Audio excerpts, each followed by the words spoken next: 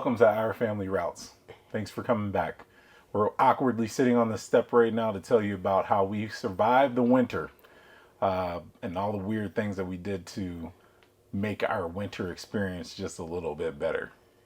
Yeah. And the only reason we chose the steps is because our very first topic is going to be about the makeshift skirt we did. We were initially going to sit outside and show you guys how we did it, but it's kind of cold still. So there's that. Yeah. So, of course, again, we're newbies, right? So, all of these things are brand new to us. So, we saw a bunch of RVs with the cool skirts or those really nice blow up doll things that you can put underneath the RV to keep the wind and the cold from coming up and snatching all of your heat. Well, we're in the high plains, and in the high plains during winter, it gets very, very cold. And not only does it get very, very cold, but the wind also blows. So, what might be 15 degrees turns into -6 really quick. So we came up with this idea how to do kind of a like in lieu of spending thousands of dollars on this skirt our first winter, especially since we had just bought all of the things to move into the RV and our house had not been rented out yet. We found a hopefully cheaper alternative, is what we thought, in putting reflectives up around the entire RV and insulating it that way. And for some of you, you're probably thinking that was a horrible idea. Well, so in attempts to be cheap, because you don't want to spend too much money, but sometimes being cheap doesn't always win, we did go get a bunch of reflectix. Because we had already seen a lot of videos and a lot of advice about putting reflectix in windows and things like that to block out the cold. So it was like, why not try it for the skirt as well? It worked when it worked. And then, of course, like I said, we're in the high plains, so that wind is going to come and destroy every plan that you had in place. And that's exactly what it did to the skirt. Yeah. So when it wasn't windy and it was just regular cold and just the regular snow was falling, so the non-windy part of everyone else's winter, it actually did work really well at insulating underneath and helping the propane not run out as quick and keeping our floors warmer. So it did work then.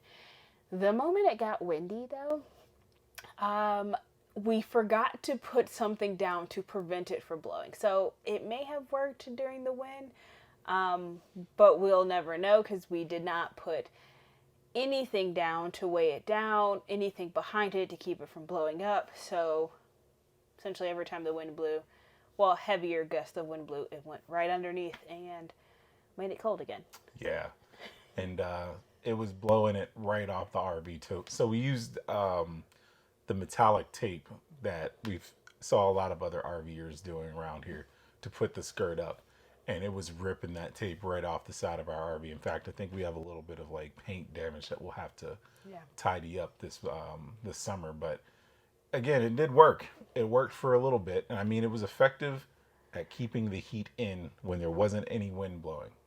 But as soon as that wind blew, it just took all that heat away, and then it created more of a problem than not, because that was just another thing to wrap up into the truck and try to carry with us. So Yeah. we learned on our trip to Oklahoma City that's not something we really want to do. So we were trying to look for different options. So the next winter we're gonna probably try something new. I don't know if it's gonna be the skirts because those are really expensive, and I don't know if it's gonna be the blow up dolls either, unless we just happen to be blessed by something. But we'll definitely try something different this next winter when it comes to skirts. So another way we saved on propane is by insulating our slides. So last week we showed you guys those foam rolls, and we just went foam roll crazy underneath the slides. And then we put the pool noodles on the side and, like I said, underneath the girls' slide. And that prevented all of the gusts that were coming from outside from getting in here. And then on snowy, cold days, it also let some of that precipitation stay away from us. So it's just nice to keep the heat inside and help on propane a little bit. Yeah, it's a good point that you just said. A lot of the videos that we've seen was that there's a lot of condensation that shows up on the windows, and we did have a little bit of that, but not nearly as bad as we've seen with other RVs. And it may be because there's still a little bit of fresh air coming into the RV, and we don't have it like completely sealed off.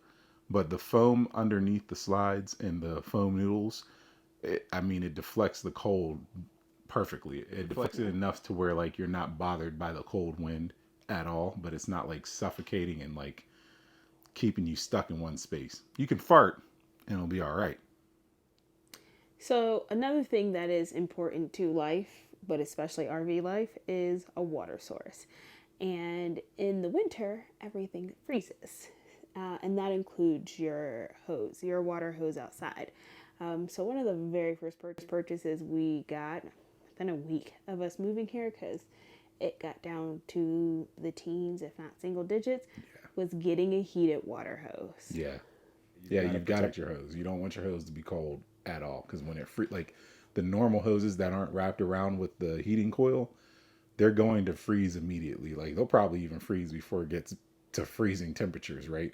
So the heated water hose connects to a power source either in the RV or outside, and it's wrapped around the hose so that when it gets cold, the sensor activates the heating coils and keeps the water warm that's coming in from the faucet. Now you're gonna need heating coils for the faucet as well, or water intake, because if your hose is heated but the water before the hose is frozen, you're still not going to get any water, right?